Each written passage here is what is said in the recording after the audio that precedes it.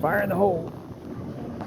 I am Coast Guard Greg, and I am sitting atop a trash can in Anchorage International. I'm actually flying out of that gate down there, C4, Charlie 4. Not C4 like dynamite. Simmer down, Larry. Maybe Andy needs some C4 Brett Zitzelberger so that he can catch fish instead of going fishing. You know what happens when you fly a float plane somewhere to get a hamburger? Maybe it's a $15, $20 hamburger. But when you fly there, it turns into a $100 hamburger. Yeah. So I got a board with first class, so all these people that think I'm nuts know that I'm really nuts. But I am campaigning to be the ultimate, I am campaigning to be the most popular Ultimate Explorer in a fundraising effort for the national parks. So, your participation, it's much easier without, this is like the light going off on your last minute or 5 minutes to stand-up comedy. Like, the lights are all around me. Anyways, I'm gonna fold up this chair. And so, all you have to do is click on the link, and it takes 2 to 3 seconds.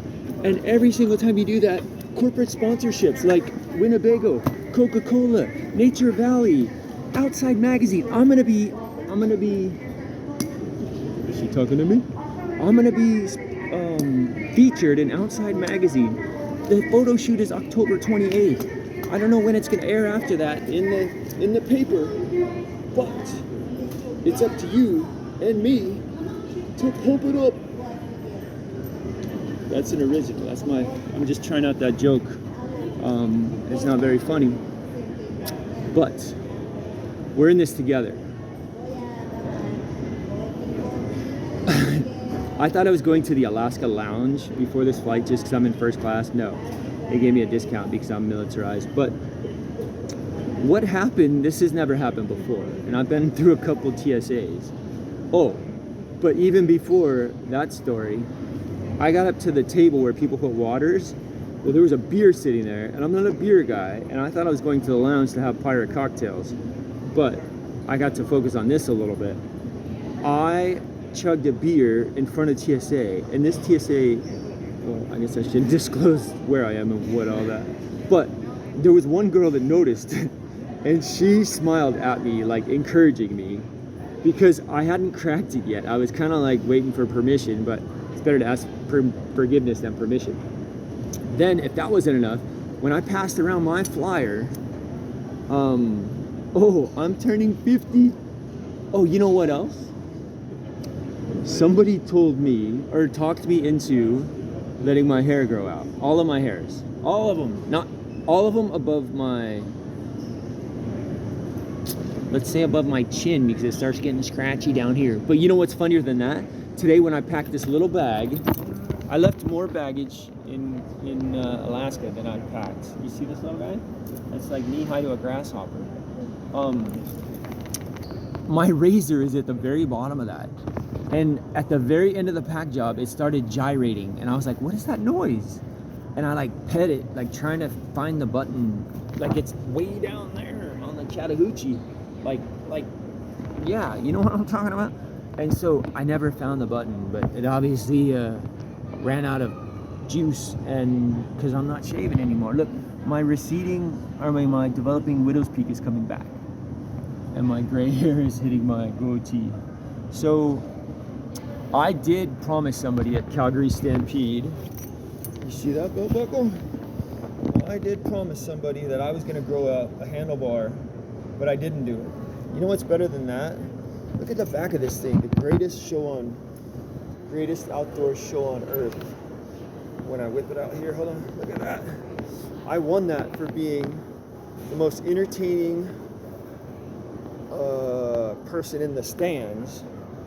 So I was trying to imitate the rodeo entertainer, and so I won $500.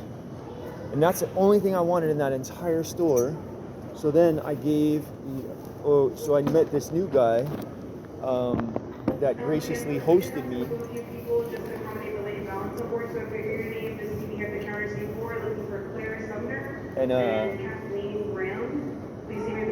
And so he graciously hosted me in his condo, and it wasn't like that. He went to the mountains while I was in his condo in the city. He went to he went to Revelstoke. But I like wearing buttoning my shirt around my belt buckle because it makes me feel like I'm wearing like a wrestling championship belt. You know what I'm talking about? You know what I'm talking about? WWF. My stepdad and brother, when I was a kid, I was all a big fan of WWF, and my stepdad and brother like, you know it's fake, right? And I'm like, no, it's not, man. That's real, like a heart attack. So I crashed this wedding at a VFW, and I was admiring their bottle openers, and I don't know if she heard me. Hey, look, I can add a pirate patch. All right, right there. Matey. And they gave me a lot of food and a bottle opener, but I don't know. I just thought I was going to trade in my Beamer for $21,000, but then he was telling some dude that was talking about fishing about consignments, and then so he consigned me for 25, and he guaranteed he was going to give me 24, and I'm like I don't like Common Sense Greg wanted to ask like, well, why would anybody sell for 21 if you're going to give him 24? Like that's like 3,000.00.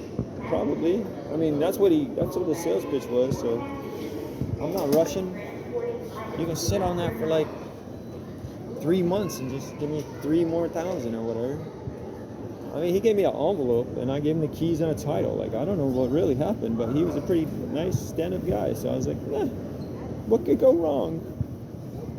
So if you guys want to come fishing in a lake that has no fish, come to my cabin that I went into escrow yesterday on in Alaska. But it's float planeable, so that's just base camp, and then you go to nature.